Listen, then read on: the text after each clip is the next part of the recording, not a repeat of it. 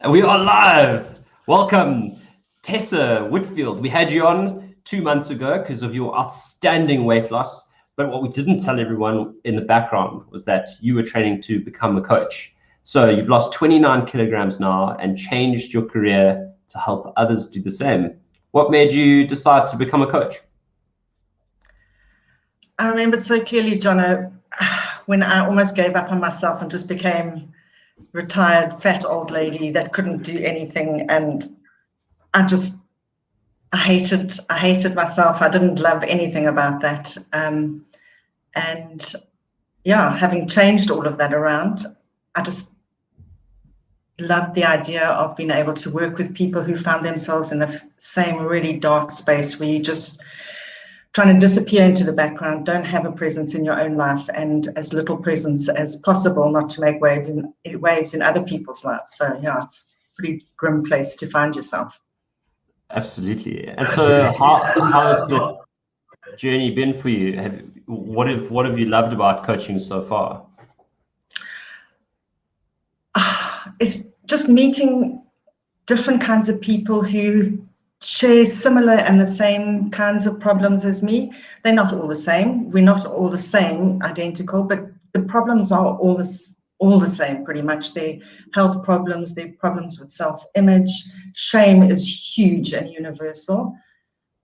That's the one thing that I think any overweight person will identify with. They may not even be aware of it sometimes, but there's a huge amount of shame around your body, shame around the numbers that your body produces, shame about what you eat, what you don't eat.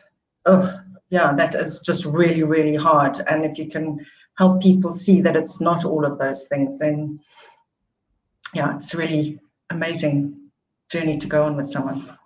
Well, can we talk about shame? What was the experience that you had that got you to sort of disconnect with shame or connect with it more? How did you reduce the amount of shame that you felt around your weight and your body and your eating? Well, I think the first step was just doing something about it. And then realizing that I couldn't accomplish anything without allowing myself to be seen and heard by other people. And in order to do that, I needed to be comfortable with myself. And so it was kind of almost a dual process of losing the weight slowly and steadily over the time, and pitching up in my own life and in other people's lives and being vulnerable, which still scares me today. But it is also the best part of my life, I reckon, is the vulnerability, is allowing yourself to be seen, because that's when you form real connections with people. And that's really the reason for life. Otherwise, I may as well just live in a box and, yeah. So you're saying that connecting with other people, like to you, has sort of shown itself to be like the main purpose of life. 100%. 100%. Awesome. So what are some of the things that clients enjoy about working with a coach? How is it different to sort of normal everyday life? So I think the biggest thing is that there's so much confusion around food, and pretty much everyone who comes to us has tried lots of different ways of eating to try and lose weight, always regain the weight. And by the time they arrive with us and me as a coach, they're so confused about what constitutes a good diet in the first place, and in particular, what is a good diet for them. And that's not just them as a human being, it's their family. If they've got young children in the house, there's family that they're cooking for, busy, pressured work. There's all sorts of different factors that play into that. And every single person is slightly different in terms of what they need to get out of this. But my biggest joy is when somebody finds keto starts working for them and they get the miracle. And when that happens, I'm like so super stoked for them, because I remember like the aha moment of like, you're not eating pounds of butter all day and gobbets of cream and everything, that actually the idea is to get the lard off your ass, not from not from your food. So yeah, that was like, and when you drop your dietary fats and you start using up all the bits on your body, then that's the magic of keto. And I love it when people get that and they find whatever's working for them, fasting or not fasting, very high, very low in terms of carbs and fats. It's just everybody's a little bit different and it needs to fit into your whole life. So what are some of the highlights that you've had so far? You mentioned just now that when you get that sweet spot and the clients losing weight, what are some of the other highlights that you've had? Oh, when people break like a mental barrier that they can do it, when they drop some of their preconceived notions about themselves, that they're failures and that the numbers on the scale are completely definitive of their meaning and worth as a human being. Barriers, drop below 120, 180, doesn't matter. We had somebody just go below 100 today, and the joy is just unbelievable. And yeah, it's just fantastic to share those moments with people and suddenly realize that they're not afraid to share their numbers, because a lot of people are afraid to share their numbers. Yeah. I've seen that firsthand, and you're like, clients come here to solve the problem of the weight, but it's such a huge problem that they're afraid of even saying out loud, like the extent of the problem is in their eyes. It's mind blowing. So yeah, amazing. So crossing from triple to single to double figures, that's also awesome. I love it. I love it when that happens. So what are some of your favorite troubleshooting problems to solve? So what are the problems that when a client comes, you're like, yes, I love this. Like, let's troubleshoot. I think the biggest single thing is to get people just to eat less often and not fasting. People arrive and they're eating 3 meals a day and 3 snacks a day. So their body is never, ever under pressure to go and utilize any kind of stored fats on their body. It's never going to happen. And for people to start realizing that they don't need to eat as frequently. And that might be still 3 full meals a day. And that may drop down to 2 meals a day. They may want to try fasting. So that for me is just realizing how little you need to eat, and the time that you eat is almost irrelevant unless it's kind of sociable and with other people.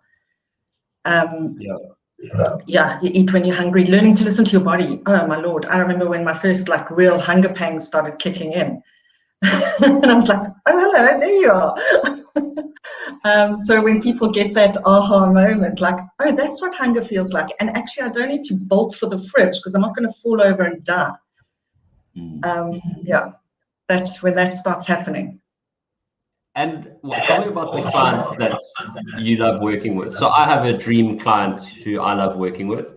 What is your dream client? Who do you really enjoy working with? I just want people to be engaged with the process in a way that makes sense to them. I love it when people have read the articles, join in the Zoom sessions that we have on Fridays, do the work, engage with the work, ask questions around the work, because that means that their brain is actively involved in this process, and it's not just about weighing and measuring food and how long I can fast for and how low I can keep my carbs. It's not about those numbers. This is learning the entire lifestyle, because that is the thing that they will take away at the end of the coaching. When I'm not around to troubleshoot with them, all that knowledge that they've empowered with and that understanding that they have both of the lifestyle and of their own bodies is the thing that they walk away from. And those are tools that will stay with them for the rest of their lives. Yeah, and just to add to that, sorry, I'm getting my voice speaking back at me. So just to add to that, a lot of the things that you're talking about are personal development things, not just related to diet. So I don't know if that's what you were saying, that what you gain out of setting goals and getting over breaking barriers, all of these things can be applied to personal finance, to working on relationships, to building your career. And so even though, and when someone crosses this barrier, I think, in fact, you expressed a similar thing, over us working together, was that having overcome such a difficult goal, you actually program your mind to believe that you can overcome difficult goals in every other area of your life. And now you have a toolkit that you can go and plug in everywhere else. Yeah, 100%. Yeah, 100%. That's awesome. So, Tessa, very brief interview compared to last time, where I was actually looking desperately for the bikini shot just to put it in for fun. But what are your closing comments? What would you like to say to people who are thinking about joining coaching? They're playing with it, they're on the edge, and perhaps have a little bit of fear around what to expect? What are your parting comments? What do you think people would want to know? What fear would they want to have settled before committing to a coaching engagement with Real Meal? So the one thing that I really want people to understand is that shame only survives in secret. And I think that is a huge part of overcoming a mental block around weight, is people get trapped in that shame and cannot find their way out of it. And if you are able to share that with somebody who's not judging you, who is not interested in the number other than as a means to help you, the immediate moment that gets shared, there is a little chink in the armor that people can start working with, and then the coach can start working with. And I absolutely love that moment when people relax around what the scale says, what their glucose level is at, all of those things, where they're not afraid to tell you that they maybe had a bit of a binge or whatever, because they know that they're not being entirely judged on tiny pieces of their behavior, that I see a whole person,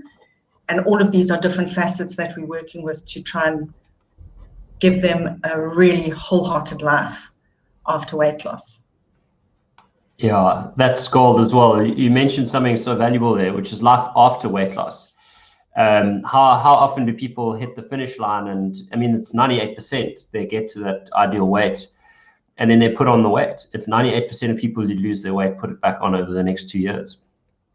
And I couldn't help notice you said what is life after weight loss? Not life is to lose weight and then hold on tight. It's actually what do you do once that journey is finished.